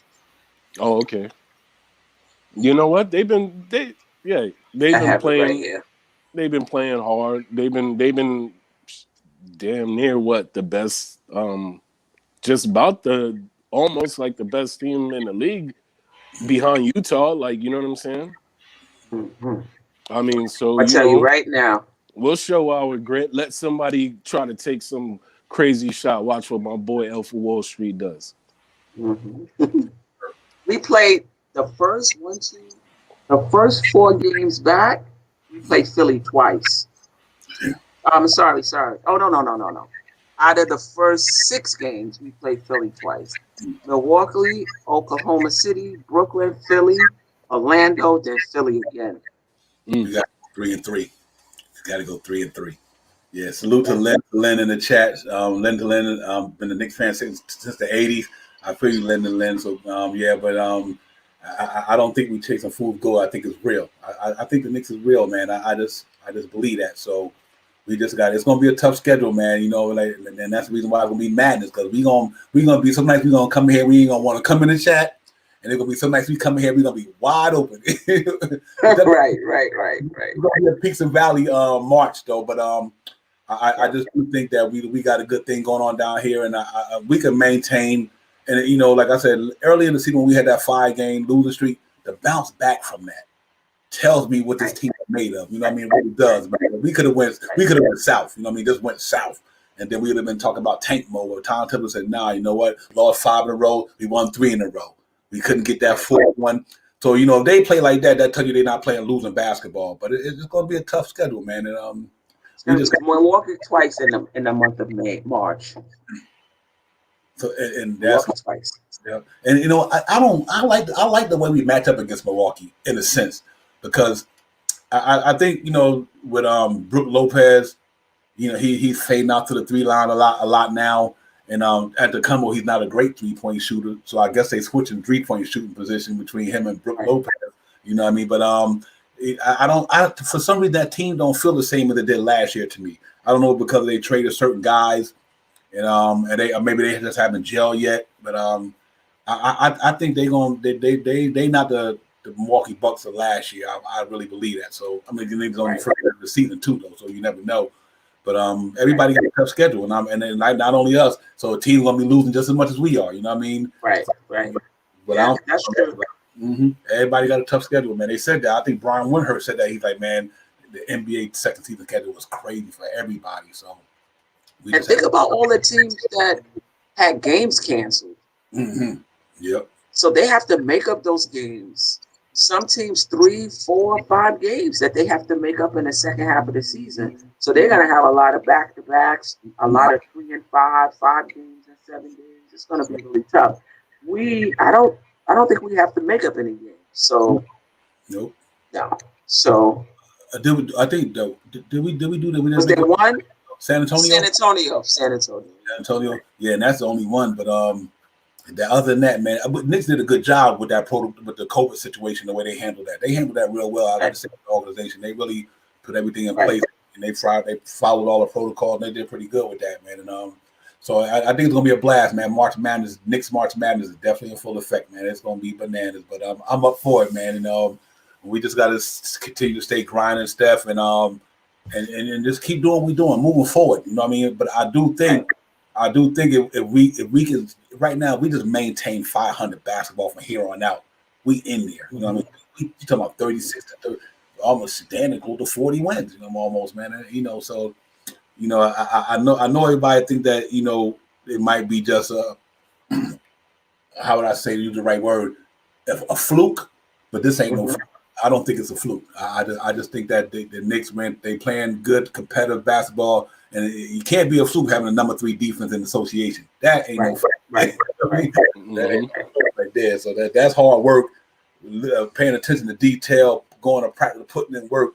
You know that's what that is. I don't think that had nothing to do with being a fluke or nothing like that. I just think the Knicks is real. I'm just hoping that we, you know, through this March thing where we get a player in there, whether somebody for long term or short term. I just want somebody to get us to the playoffs, help get us to the playoffs, and then I think you know we take it from there because if we get in the playoffs, you'd be surprised what can happen with a defense like ours. Because now we play the type of basketball that fit the playoffs, that slow down, half court. You know what I mean? Legs is tired, and Tom Thibodeau player. He loved that. He loved that type of basketball. So that kind of bodes well for us because a lot of the NBA don't play that. You know what I mean? They going up and down. So that's the reason. Another reason why I think the Knicks defense is pretty good because a lot of teams not ready for the way we play. Because they used to, every other night they're playing somebody who do this, you know. But when they come play us, scratch and haul. and we're playing that way all along, so it's not going to be much different for us. Right. Yeah, man. It's on though. It's on a pop in New York City. And what's crazy is you don't even hear the Brooklyn Nets stuff in New York. And that's what. Did you see the back page of the paper? I put it on my Twitter account. It said, I think it was Knicks 500, something like this. Knicks finally hit the whole page, and at the bottom, the Nets won 8 in a row. So I mean, the 8 in a row was like a small thing around the bottom of the page, and the whole thing, Knicks hit 500. I was like, wow. Yeah, it's like, okay, little brother, we see you. We see you, but you know, you already know who run this. Yeah. And they got superstars down there. That's what's tripped me out. You got Katie, Kyrie, but you know this is a Knicks town, man. You know it's a Knicks town. New York City is a Knicks town. You know, I mean, and salute to everybody from every borough. But New York is the reason why I said New York Knicks, not Manhattan Knicks. Right. You know, New York Knicks, you know what I mean? Not it says Brooklyn Nets, not New York Nets. It was a whole different scenario. You know, shout out to Brooklyn. But yeah, man, Knicks making noise, man. I mean, what can you say? And we were getting a bad press for the last 7 years, so I don't give a nobody say we running with this. We running with this good. I know, man. I also get on ESPN. I watch the ESPN sometimes because of them fools. I'm like, man, I'm great. Yeah, but Yo, and you see how on ESPN, yo, you see how some of those guys they be talking like, oh, what the Knicks need to do is look at what they're doing over there in Brooklyn. Like, why do we need to look at that? Like, ain't nobody worried about that. Like, you know what I'm saying? Right. Don't try to steal our thunder. Like, you know what I mean? Right. Just because we back on the come up, like, you know what I'm saying? And y'all don't want to give us our credit, like, you know what I mean? Right. But which Right. at the end of the day, too, we don't need them to give us our credit. Like, you know what I'm saying? Like, we giving them the credit that they deserve right now as we speak. Right. Like, you know? Right. And there's many ways to build a team. That's one way, but there's many ways to build a team. You know, we got to find a way that works for us. Yep. And Brooklyn kind of went that route too, because they started off that way. You know, when Bobby Marks came in, they started drafting well. And then they started making key trades here and there. And we on the same trajectory. You know what I mean? Right. But I tell you what, as an organization, we in a way better position than them. You know, because they kept out. You know, they got, if they're gonna keep Kyrie and KD and all these guys, they got them. We right now got draft picks galore. You know what I mean? And make it so bad, we still could get more. That's what's so crazy. You know what I mean? It ain't even over. I mean, the Knicks could trade somebody right now for, like, Austin Rivers. You can get a second for him. You know what I mean? Right. It's like you still got, if you decide to move on from anybody, and the good thing about it, you piling picks up so you can make a good deal. And like you say, Steph, and I second that. Knicks is not keeping all them picks. There's just no way that's going to happen. You know what I mean? That Scott Perry did that to be able to maneuver himself and maneuver the organization, and without, cause like even with the Porzingis thing, we still got them 2 draft picks. So them 2 draft picks might turn into somebody better than him. You know what I mean? Right. So, yeah, we can't keep those picks anyways because we ain't bringing There's in no like room. I mean, we got a 15-man roster, Right. Right? Like, you know what I'm saying? So even with the players that we have now, if we move forward to next season, where are they gonna fit? Like, you know what I'm saying? Some people, we already know some people are gonna be gone. Who? I don't know. Couldn't tell you. Like, you know what I'm saying? But that's just what's gonna happen. I mean, listen, we give up 4 when we still got 3. Yeah, right. We got 7 in the next 5. You know, right. You can give everybody picks to keep out, and we still legit every year. Every year, you got $2 picks. I mean, and that's why I think that the fan base needed to realize that we are not stopping the rebuild. We just fine tuning the rebuild. You know what I mean? I think once 2018 came, and Scott Perry said, "Well, I'm gonna get this second round. I'm gonna get this guy." Now I don't think it's about just getting fresh young talent at the top of the draft. If it happens, it happens. You know what I mean? But I don't think that's where they're going, though. I don't think that's where they're going. I don't think they would have hired Tibbs if they were going in that direction. He's 63, 64 years old. Listen, whatever Tibbs is doing, don't believe for a second that the front office is not behind him. Yes. In terms of trying to win every game. And even with Fizdale get a bad rap, but the organization was behind him, probably telling him, wins don't really matter too much. We just want to develop the young kids. I don't think Fizdale went out there and just had that in his mind himself. Right? The organization was behind him. They were all lockstep in terms of how they were going to approach those season and a half. And it's the same thing with Tibbs. Right. You know, the organization could have easily stepped in and said, no, you need to pay the young people. You're usually trying to win too much, or you need to give so-and-so more time. Only thing that they probably talked to him about was you got to play 10 people. Because I swear, if it was up to Tibbs, I think he'd only play 8. Yeah, we probably only have our starting 5 in there. There wouldn't be nobody coming off the bench. You know? But they behind him. They want to win. They want to win too. Yep, it really is, and it's showing. It's showing. The proof is in the pudding. You know what I mean? It's really showing on the basketball court, and like even also Rivers not playing, but you know you don't see him bad mouthing nobody. He just like, man, you know what, so I think Tibbs, like you said, it's funny to say this to play 10 guys because it was up to Tibbs. And I understand everything he doing. Like I said, sometimes it like when Manuel quickly was hot, Peyton wasn't coming back in. You ain't losing your job, but I don't need you tonight. I see that's what I noticed about him. I don't need you to somebody else's. And the fans would think, quickly not give him minutes. No. If Elvin Payton going hot tonight, then we don't need him. You don't got to get all the minutes tonight. You know what I mean? Yeah, and that's how it's going to be when Derrick Rose and Mitchell Robinson get back. If Nolan Noel is having a good night, and Tibbs will be like, chill tonight. He did it already. He did it already. That game, Noel was playing well, and that's the game. I don't know. Mitch, you never know, but he was sitting on the bench. Remember that the team had left. So he was still sitting on the bench. That was the game he didn't close out. Right. But that's Tibbs. That's Tibbs. And now he probably appreciates it even more because it's about winning. Tibbs ain't trying to get that old stigma. We 2 wins away from the wins that we had last year, halfway through the season. Right. See, that's what's so amazing to me. We won 21 games last year. And at this time last year, we probably didn't even win probably 10 or 11 games. I was something like that. Fizz came 4-18. So that was 22 games. And then Mike Miller came over. You know, he got so he didn't win a lot of games compared to what we had now. Tibbs done turned that whole thing around in 1 year with the same players almost. That whole starting unit played for the Knicks last year. Mitchell Robinson, Randall, Barrett, Bullock, and Elfrid Payton was on. Yeah. You know? Do you think that, given Tibbs' reputation, that's going to impact whether or not free agents want to sign? Because he's hardcore. Mm-hmm. I guess it depends on the individual. You know what I mean? And the individual free agent, what they're about. But I think that also might say he know who to go after. I think they're going to go after guys who don't have a problem with that. You know what I mean? Because like you said, it might have to pass on some free agent because they're like, but I think when you start winning and money cures all. You know what I mean? And I think if they start winning and the Knicks willing to give you some money, you'll kick rocks. You'll come over here. And knowing where you at too. You in New York City. You know what I mean? There's a lot to play in New York City with the brand. It's not for everybody. Not for everybody, man. It really is, man. So it can be the case, Steph. I do agree. Some guys might say, I don't want that pressure. Some guys don't want the pressure. You know what I mean? Of playing in New York City. But think about it, like my man said, if you could make it here, you could make it anywhere. And you know what? Oh, go ahead, Devon. I'm sorry. Yeah, no, I'm just excited. Yeah, go ahead, sis.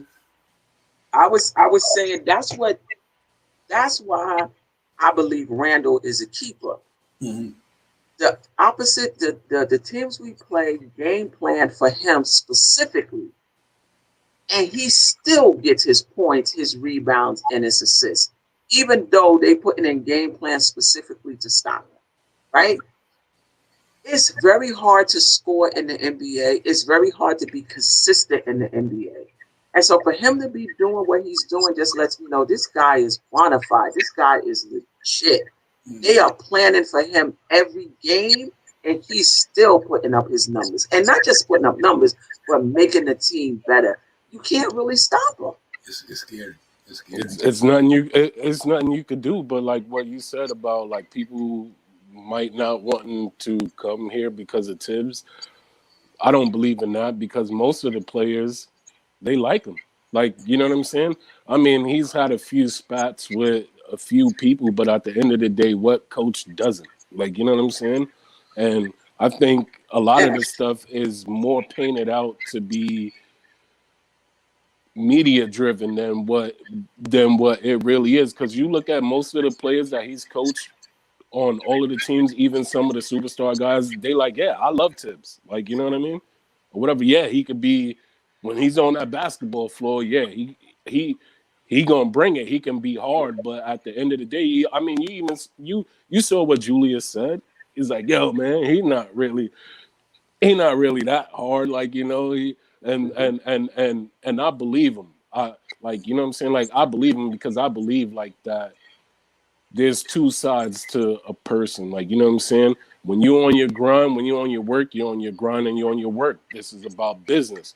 But can you come to me and say, hey, coach, man, you know, I'm kind of feeling like this and that. Am I going to give you that peace of mind to, like, you know what I'm saying, help you out in any way I can? I think Tibbs is that person where he's giving these guys whatever. He's an open book for these guys. I'm pretty sure he's giving these guys any and every information that he can to help them play better because you know what I'm saying. Like he loves the Knicks. You know what I mean, and he wants the team to do good. So why would he not be an open book to those young dudes and everybody on the team to let them know, like, you know, it's just when we step on the floor, don't expect lovey-dovey Tibbs. Like, you know what I'm saying? I'm gonna act like I don't know you. Like, you know what I mean? I'm gonna act like I never seen you before. Nope. You ain't do this, go to the bench. Like, you know what I mean? After the game, I'll say, hey, listen, you know, this is about business. Like, you know what I mean? And I want to see us win. So this is the reason why I decided to do whatever it is that I want to do. But yeah, that's just like, you know what I mean? Like that's my take on the people coming. Yeah. I think if you a dog, go ahead, Devon. Yeah, no, go ahead, Steph. Yeah, absolutely. If you a dog and you don't mind playing defense, this is the place to be. Like the players with the dog mentalities, they don't mind playing for Tibbs. Oh, now that you said that, You can know? I ask you a question? Mm-hmm. And this is just like, you know, hypothetical stuff. Could you imagine, yo, like a guy like Patrick Beverly being coached under like could you imagine a guy like that being coached under Tibbs, yo? Like what that Tibbs would look would like, love you know him. what I'm saying? Yeah, like Tibbs what that would would look love like. him. Oh my God. Like not but like you know what I'm saying? I'm just thinking, like, you know what I'm saying? Like a guy like that coached under Tibbs, man. He'll run through a wall for Tibbs. Man. You know, and that's what I said before the free agent thing. You look at the guys like Jimmy Butler and them guys came with Tibbs when Tibbs, they followed them, you know what I mean? It's something about it, you know what I mean? Here you go, like Butler's are pretty much a star in the league. But when he left Chicago, he went there. If Butler had to go somewhere, he probably would come to New York. If that was the case, though that's not the case. But if he would definitely come to New York. Because can you imagine Jimmy Butler at the 3 in New York? Man, what? Hey, when they asked him, I forgot what reporter it was, but they asked him what he thought about Tibbs. He was like, "Man, Tibbs is getting the band back together." Like Tibbs came to New York to win a championship. He knows this is like his last go round, and I think he said, "Man, he playing like it too. He coaching like it." Right. He's like, man. Listen, I'm trying to get this. I don't got much longer left as y'all do. I think Tibbs came here to win the championship. And Leon rolled them, and they all said, okay, you know what? We're going to give you the pieces you need. Let's make this thing happen. So if the Drummonds coming, the Oladipo, I don't care. Somebody coming in. Tibbs going for that ring. You best believe it. He going for that. So, I mean, you know what? If Drummond come, then Tibbs know what to do with him. Because I always wonder, like, how is he going to fit with what we've got? But if he here, Tibbs will figure it out. Yeah, man. Mm-hmm. Especially the way Julius Randle spent his game on the perimeter. Oh man, that's gonna be crazy. Now you got Julius Randle, RJ. You get another 3-point shooter, whether it's Bullock or somebody, whoever. But you get another 3-point sniper in that starting lineup, and you got Drummond down in the post by itself. Because what you gonna do? You can't double team. You're gonna leave Randle open. You're gonna leave RJ open. You're gonna leave. Right. And then if they don't go that way and go with even if they go with the Oladipo route or Levine, that's going to be tough to beat because with that defense, you got the offense now catching up to the defense. That's going to be tough to deal with. You know what I mean? Yeah, for sure. And you know what? If Bullock would just hit more shots, I wouldn't have a problem with him. Mm-hmm. He plays good defense. He's tough. He get the shots that he needs. He gets pretty much open shots. He don't have to fight, for shots. They're pretty much uncontested. If he could just knock down a bit more, I'd be happy with him. Absolutely. I really would. I wouldn't be looking to upgrade that position. But I just to me, it seemed like he has so many open shots that he missed. He misses. Yeah. Same thing with Burks. Yeah. Burks, I don't know what's going on with Burks. Yeah, he just get in there, he just put his head down, he just start dribbling all around. He doing what Rivers was doing. That's why. And we ain't even talking about the Utah Jazz. Like, you know what I'm saying? Rivers, like, you know what I mean? He just coming in, man. Yeah, but I get you. I definitely don't see him coming back. I don't think Burks coming back. I don't think Rivers coming back. That's why I would tell you it might be good to get and put them in a package for somebody right now. Put them in a package, man. Because If you're not gonna bring it back next year, might as well trade him for something. You know what I mean? Or unless you're just gonna run him off the books. But I just think you trade Rivers for a second rounder. You know, or you put him and Burks together with another player and a pick or two, second or whatever, don't get that dude you need. If you give up Rivers and Burks, if you give up Rivers and Burks in a couple of seconds, and if you had to throw somebody else in there to get Oladipo, and even if Oladipo don't sign with the Knicks next year, them two guys wasn't coming back no way. So that money ain't no big deal. I do it. It wasn't. They wasn't coming back no way. So that's clearing cap space. They both and but I think. I was looking at the Bleacher Report today, man, and people really, really believe that the Knicks organization want Oladipo. People in the organization, you know, want Oladipo. You know what I mean? And that at the beginning of the year, they wanted to do it, but I think because they just had got together, I think Scott Perry and them had that on their mind, but I guess because him and Leon Rose and all the guys just got together, a lot of people wasn't really with it. But now that they just seen him play, and that he seemed like, he recovered from the knee injury, whatever injury that was. But I think I'd take a flyer on Oladipo, though. Man, please, good God, man. Do you have any concerns that him and RJ would be kind of like short on the wings? Because I think both of them are about 6'4", 6'5", 6'6". Yeah, I do think that would be a concern to me a little bit. But because they play so much good defense, I think Oladipo's defense is second to none, and people really look at his stats over the years. Mm-hmm. I think they can make up for it. Because we are short, even with Randall for Randall to be 6'8" doing what he's doing is amazing. That was my problem last year, Steph, with Todd Gibson, Randall, and Mook Morris. They was all like 6'8". You know what I mean? We had one of the throwing the front lines of basketball last year, but now with the acquisition of Mitchell Robinson in the starting lineup, I'm not too much concerned because I think they got good enough defense to keep them wing guys where they at. You know what I mean? And then they go past, and hopefully we got Noel or Mitch there to clean it up a little bit. But I looked at Oladipo the other day, and I noticed he's a little bigger than I thought he was for, girth wise. But I would have to take a flyer on that guy, man. I mean, if he can get back to just like I said, if he can give you 18, 19, along with Barrett 17, 18, and Julius Randle's 23, and now you put Bullock back on that bench with Quickly and Frank and Derrick Rose. I mean, oh my God, man. And who knows if, and I really believe this also, going into the rest of the year in March, if Obi don't progress a lot, he might not get that playoff time if we in contention. Tibbs might be like, you know what? We're not taking you off the team, but you might become situational if we get into that tight race. You know what I mean? If we don't make progress over the next couple of months or next month or whatever. So yeah. He may tighten the rotation in the playoffs too. Yeah, right. Go from 10 to 9 to even 8. That's gonna happen. I right now I believe if we do make the playoffs, right, that rotation is gonna be on a short leash. Like we're gonna see 8 players probably. If that, I wouldn't be surprised. I wouldn't be surprised. I wouldn't be surprised. And the only way we see 9 or 10, barring like God forbid, but barring injury, like you know what I'm saying? That's I feel like that's the only way we see 9 or 10. It's gonna be exciting though. Whatever he do, I believe in him though. I want a Tibbs from the jump because I know a lot of people. I know a lot of people want to Atkinson all them. I'm like, you know what though, Atkinson can't hold these guys accountable like Tibbs. Tibbs is like your father. You don't get this done, we gonna have a problem. Period. Right.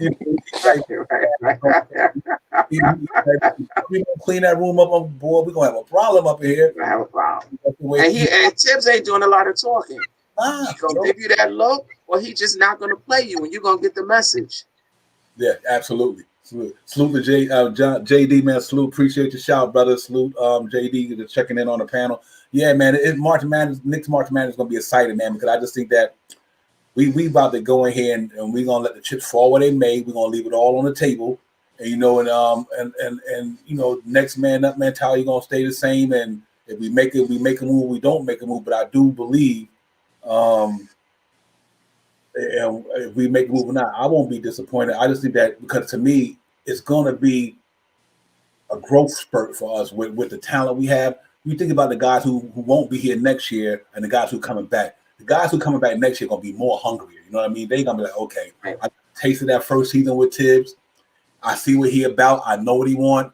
These guys in the off season next year, they're gonna be coming into camp tip top shape, like Julius Randle did. You know what I mean? Because they're gonna expect that. Tibbs gonna expect that from them. You better come in here in tip top shape. You better study hard and get ready for another grind out season. And for him to do that in his first year without a full training camp and guys not acclimated to the way the NBA go, like and quickly and Obi, like every other rookie, no summer league, no preseason. To get what he got out of them guys in a season like this, in a COVID season, is amazing. You know what I mean? So I can only imagine what will lie ahead when you get 19,000 fans in there. So I'm glad the 2,000 came back a little bit. So just to make them feel a little comfortable, because but this would have been last year.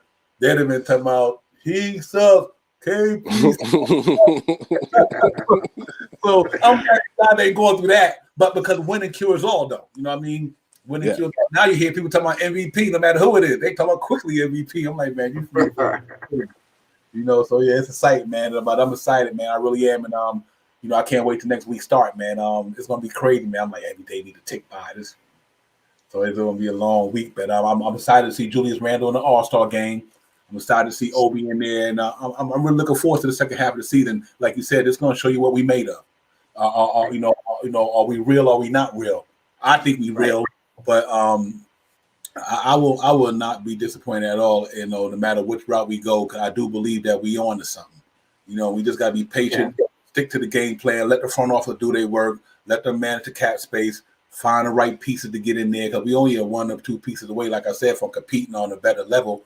But I think the team we got right now still get us in the buy-in, no matter what happens if they fall. I don't think Knicks dropping below no 10. I know that for a fact. The team that we have right now, the only problem is just the inconsistency. This is the thing that we all know, but like that's our only problem is just we got a couple of guys that are just inconsistent. Like, you know what I'm saying? Like we can get we can get a 25-point half from Rivers and then never see him again. Like, you know what I'm saying? Like, the next half, like, you know what I'm saying? Or whatever. And the same thing with with Bullock. We can get an 8 3-pointer game from him. You know what I mean? And then the next 4 or 5 games, he might hit 2 or 3. Like, you got Burks out there the other night. He was balling, hit a couple of threes in a row or whatever. Like, you know what I'm saying? And flat line. Yeah, like, you know what I mean? Yeah. But like even with the guys that we have now, if they, I guarantee, and this is just looking at what's been going on. If they stay consistent, you could chalk up like 3 or 4 more wins on the board for us right now as we speak. Yeah. Just to answer JD question also, I would not be disappointed if the Knicks stayed pat. Right. I'd be extra happy if they made a really good move. But if they didn't make any and they just decided to ride with this team, went out and make changes in the off season, that'd be fine.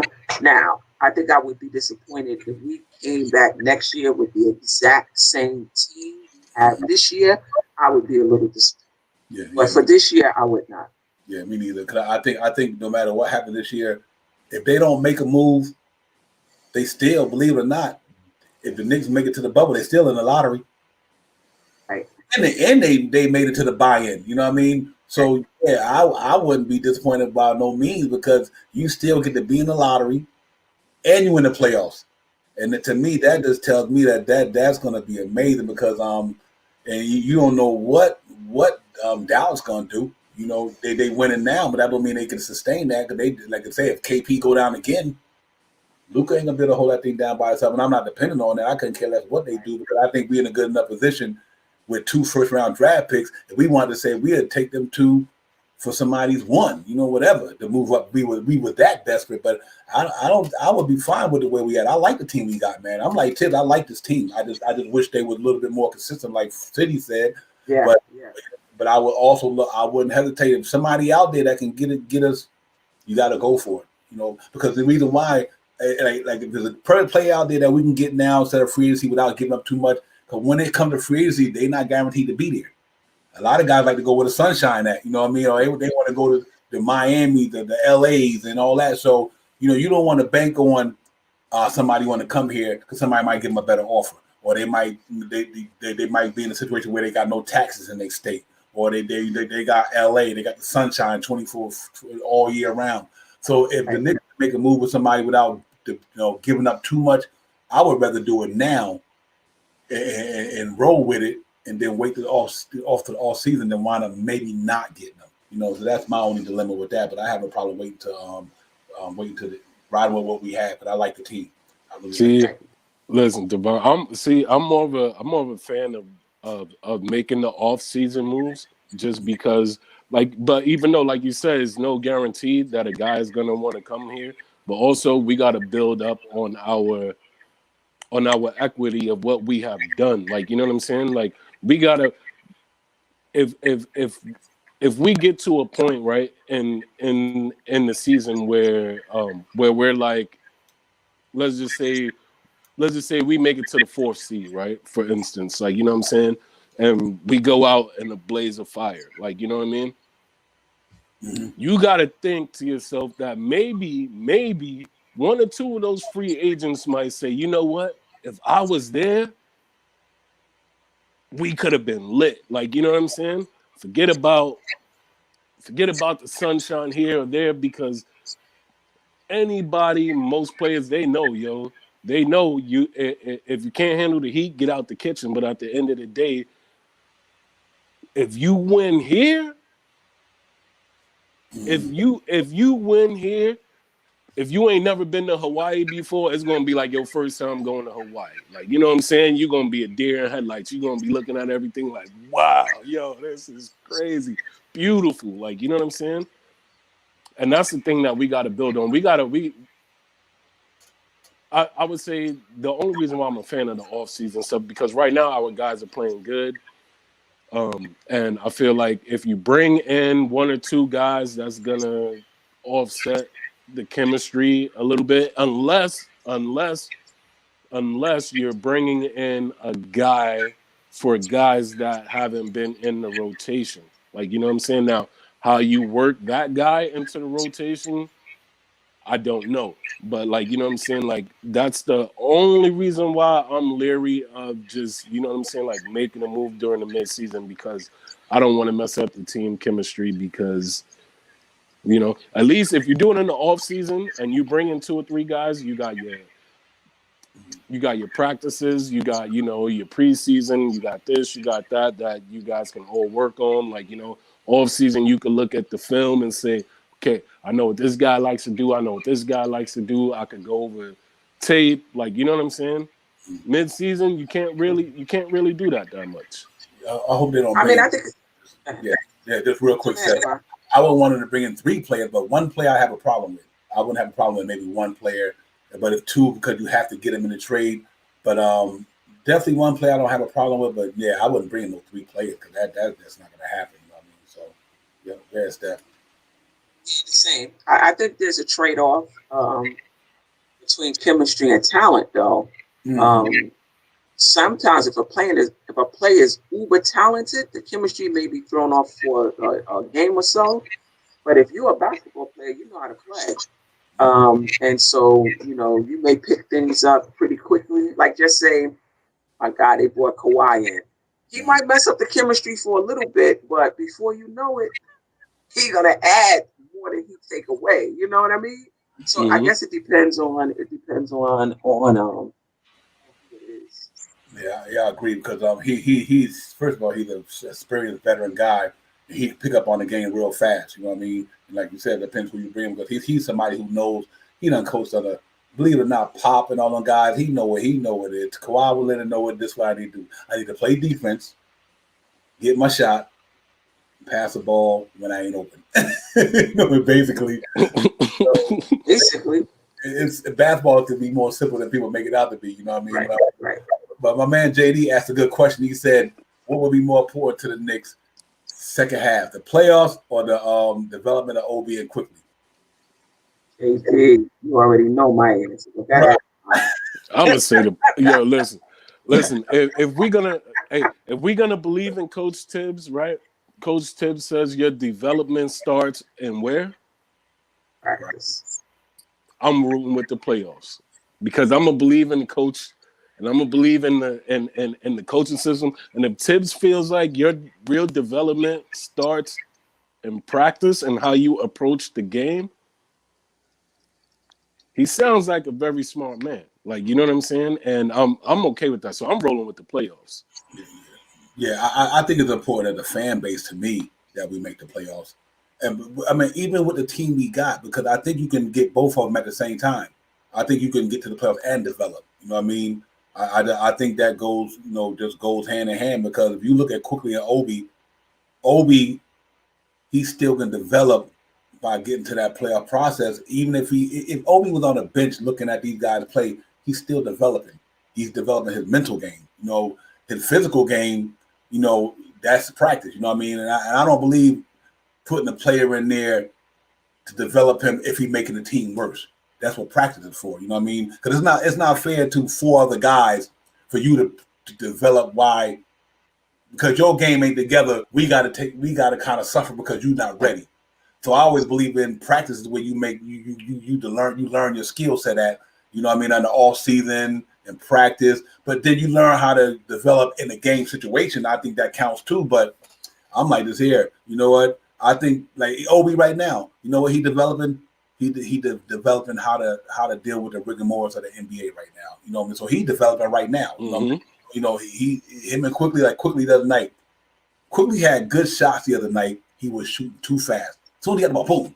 But, so I think they getting developing now. So to answer JD's question, I think you can do both. You know what I mean? I think you can develop on guys and go for the playoffs because they playing. It's not like they not playing. You know what I mean? It'd be different if they not playing and we going for the playoffs. Obi is a backup power forward. Quickly the backup shooting guard. RJ still playing. You know what I mean? He's developing. I mean, other than Knox, because I think it's just that I don't know what's that tool he's about, but damn, I would love to see him in there a little bit more than Alex Burks sometime. You know what I mean? So I mean, he do what Alex Burks do. He shoot the 3, and that's it. So yeah, it's a tough call, man. But I'm good. I think you could do both of them at the same time, to be honest. Yeah, I think so too, and I think even if Obi got more minutes, say he's getting, I don't know, 12 minutes now. If he got 24, it doesn't mean he's going to develop twice as fast because he's getting double the minutes, right? So as long as you have you're getting some game time in the off season, you can develop. You can build off of that, come back the next season, ready to go. There's nothing wrong with somebody being ahead of you and you having to fight, get better, and take that position. I mean, that's basically what basketball is.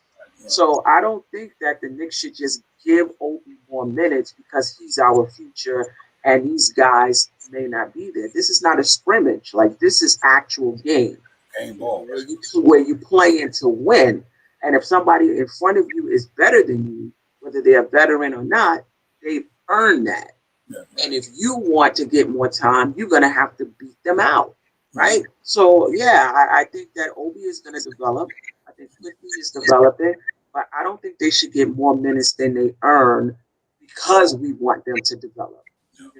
I think Obi, I mean, you can argue that Obi should be getting less minutes the way he's been playing. Though I think as of late, he has been picking it up a little bit. So, no, I think you play to win. And I think the young players will develop in the process. Right. And the more minutes you get doesn't mean you're going to develop that much faster. Look how many minutes Knox got his first season.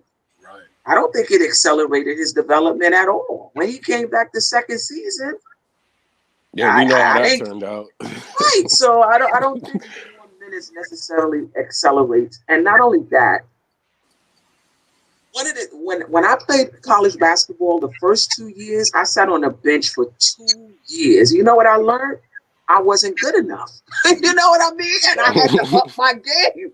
And I think that's what, Obi is learning now. Like, he's able to look and say that, I'm not good enough to get 30 minutes on this team. I'm going to have to earn that. I'm going to have to put some in. Yep. And I think, believe it or not, this could have been one of the better situations for Obi to come in like this here, to play behind Randall, because if you know, I think he get a chance to really sit back and say, okay, I know what it takes now to really get into this particular zone. You need to play in the NBA. You got to be built a certain way. He built that way because I really believe it wasn't for that injury at the first game of the season, calf injury, sat out all that time. Right. No excuse, but injuries can't. Like we say about Oladipo, that injury seemed like he's inconsistent, but the same thing applied to Obi. You got injured coming out the gate. Now you got to try to catch back up. In other words, like you running a race, and you run a marathon. You like 33rd out of 33 people. You like at the last one. You got to try to get back up to that fifth spot. Whatever. But I think it'll come around. I just think that he's talented enough, and I know everybody got their own, with the right ideas about what he do, what he don't do. I look at his overall, his build, his makeup, and what he do. Like him, he run around like I don't understand why the Knicks do this though. Obi will come flying down court, run and set a screen at the top of the key, and then fade to the side. No, if you're gonna set that, if they're gonna let Obi set a screen like that, do a pick and roll with him. You know what I mean? Let him roll out to that back. Yeah, you just he seems like a downhill player where you gotta get him going downhill and like what I'm saying, and watch the explosion from there. Like what I mean? Right. Yeah, that's what he's been making some tough shots around the basket. Yeah, he I was like, wow. I mean, he's coming along. He's gonna be all right. I wish he would work with. I don't know if the Dream is still doing that though, but work with his footwork. In the off season, yeah. See, this is what I was gonna say too about him. Like I always see him post up, like I'll see him get in the post, but you don't really see any moves from him in the post. So it's hard to judge his game on what he's got in the post because he either does one or two things. He gonna spin to the baseline, like what I mean, or he gonna kick the ball back out. Like what I'm saying? Like you don't really see him. I would say. You don't see him back a man down and, turn left or turn right or like, spin or like, pass it back out. But then again, they're not looking for him to do that. So like, I get He's done it a few times, but I don't think he's strong enough to really get the position he wants to get. He's trying to back the guy down, but he's not getting much movement, because he's just not strong enough yet. And this is why I say he needs to play downhill. Like when he just looks like a guy that he needs to play downhill. Like, you know what I'm saying? Yeah. Especially the way he runs the floor, man. That kid is like a gazelle, man. He be like, you know what I mean? He be sometimes almost the first one down the court, like, like, you know what I mean? That's why I'm excited. He be ready. That's what I'm excited about. The team, they get back from the All-Star break. Derrick Rose pretty much settled in. Mitch coming back. I just think that if Derrick Rose go back to the second unit, he gonna feel a little bit more comfortable because the last couple of games, like you said, he was doing some things. You know what I mean? He was doing some things, man. I'm like, okay, you know what? He might get a sense of relief going to the All-Star game, participating in the slam contest. You might make him feel a little bit more, okay, I'm here. Because I just don't believe. I know Michael Jordan. Michael Jordan ain't signed nobody to that Jumpman brand if he don't think they gonna represent that thing to the fullest. Right. He gonna do that. He's like, I ain't gonna put nobody no Jumpman brand. He a bust. Michael not doing that. So that's why I got confident that Obi he gonna pull this thing through, man. And I'm excited about it, guys. And you know what? It's been a blast, man. And I'm looking forward to the second half of the season. Yeah. We ready to go, man. Sure. And but I'm looking for. I think we come out the gate. Hopefully we can at least go 500 in the first 6 games, like you said, and still keep us in that realm. And let's see what they do with the trade deadline coming up. It's coming up fast, man. Before you know it, when they come back on 11th, 2 weeks later, that's there. You know what I mean? So that's right. You're right. It's really there, man. And I'm looking forward to the outcome of the season, man. I think we're gonna be there. I think we're gonna build this thing up and just keep building, and keep teaching the guys to keep playing hard and let Julius Randle, do his thing, man. And but I do think I'm really optimistic about the second half for this reason. to do what we did with that little bit of time to bring a team together. You know what I mean? Right. I mean, that was like, damn, we just got this team together, and they started, gelling and started building and start doing their thing. So I'm so excited about that, man. And I'm as a Knicks fan, I'm happy, man. I can't be more happy, and I'm excited, man. I'm just ready to get this thing going. I never want time to go fast because I'm getting too old for that. This week though, me too. My age is influencing like the movie. We gotta move faster. but this week though, come on and get by. Just go on. We're ready to get back at it. But yeah, I think it's gonna be a sight, man. And I appreciate you guys coming on and sis and see for real. This is beautiful, man. And I'm always love talking Knicks, man. And because this is for the fans, you know what I mean? From a fan for the fans, you know what I mean? And there's nothing like having people you can sit down and speak dialogue with when it comes to our team. Because like I said, I'm down here in seat by myself. I don't even know nobody talk next to it. So so it's good when I can get on the chat, man, and get on the show and on the panel. Salute to MBK and everybody down there, man, because that's where it all starts at. Salute to Sim, Knicks and Bruisers, Legion and Knicks, Die Hard, everybody, man. Keep bringing these Knicks fans that content because we need it. You know what I mean? And it's well deserved, and we've been looking for this for a long time. And I'm gonna keep putting it out there, man. I'm not looking to be a celebrity. I just want to get a Knicks fan some info because I love doing it. I love talking Knicks, and then and that's what it is. It's all about the fans to me, man. You know what I mean? And we just got to keep this thing going. And if I think we can get what we got to go this year, make that playoff run, and we're gonna be excited, man. New York gonna be. I don't care if New York get to the playoffs and fight hard in that first round. We can go toe to toe with whoever in that first round. And if we do lose, but we compete it real hard, Knicks fans will be happy with that. I think we'll be happy. For sure. Mm-hmm. For sure. And we're going to get against at least one game. I don't care who we play. Who we play. Exactly. Yeah. Exactly. Man, you think the fans was wilding this last game out there. If we win our first playoff game, Crazy. you better not even be checking the streets, because oh man, the city is gonna be buzzing. My hope is to win the first round. I don't care if we win the first round, then play Brooklyn in the second round, and I don't care if we lose. But Right. New York City will be on fire. Mm-hmm. New York will be, man. You talk about ratings, the streams. We play Brooklyn in the second round and just go hard, toe to toe, and you can't ask for more than that. You know what I mean? And if we don't play Brooklyn, we can dodge them too and still go to the third round. But if we get a player, I think we can make some noise, definitely. If we don't get a player, I think Randall need help. Yeah, we definitely need help. Yeah, we get some help, man. And we talking playoff for sure. So we got to keep the March Madness thing, the Knicks March Madness thing going. When we get back, when they get back. And trust and believe that I think Tibbs is sitting there right now saying, this is this, we need to do that. I think this guy coaching right now. So we up on this stream doing our thing. He probably sitting home like, what do I need this cat to do? What do I need this cat to do? He already game planning for Milwaukee. Right. We got to make sure. You got to make sure under the Cumbo don't do this. We got to do this. And that's good to have a coach like that. You know what I mean? I can see Tibbs right now. While y'all in Atlanta, you know where I was at? I've been freezing in Milwaukee right now. So you guys better make sure you come to play. Hey, JD, you right, buddy. Hey, JD, you right. He said if we make it to the second round, forget about the Knicks fans going to think we going to the finals. Yeah, for real. For real. Yeah. It's gonna be a hot mess in New York, man. I might have to leave North Carolina just to go there. It's to get that feeling, right? Yeah, it'll be like I'm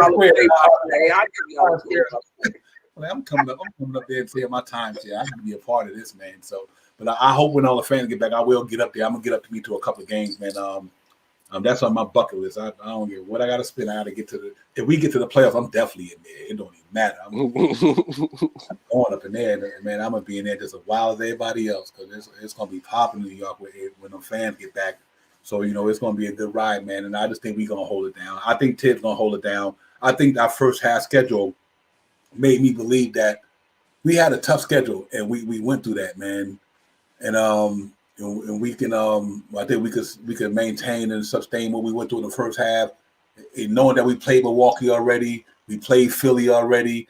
You know, we played the Nets. We played these teams already. You know what I mean? So I think the second time around is gonna be better than the first time. I'm not saying that we will win, but I think it'll do something for us, man. You know, and I'll piggyback off that, man. We just keep moving, man, and stuff like that. So I'm excited about it, man. JD, I hit JD up. What's today? Friday. Friday. Yeah, Friday. I think I think Monday night. I think I'll be back on. Well, All-Star game is Sunday.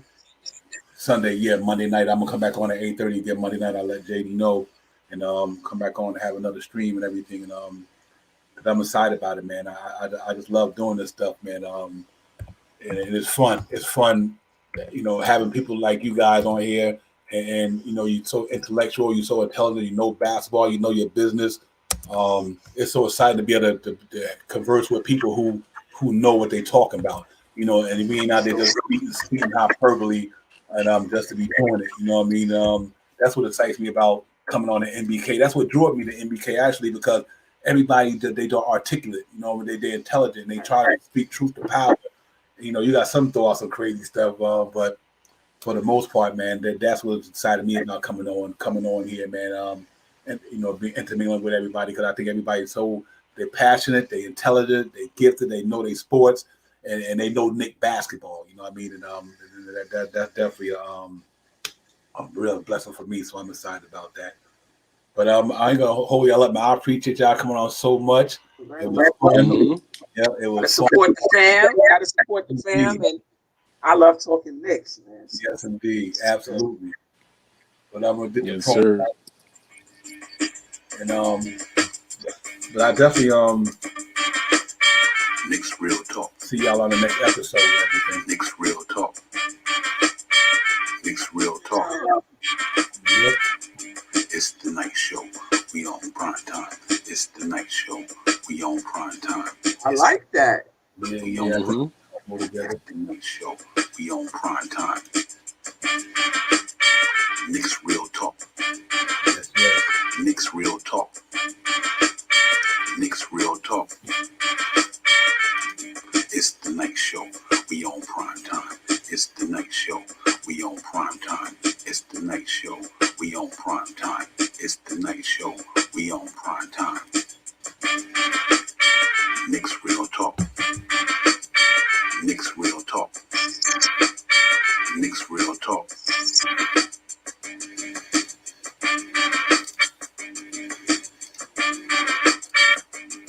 It's the night show. We on prime time. It's the night show. We on prime time. It's the night show. We on prime time. It's the night show. We on prime time. Knicks Real Talk. Knicks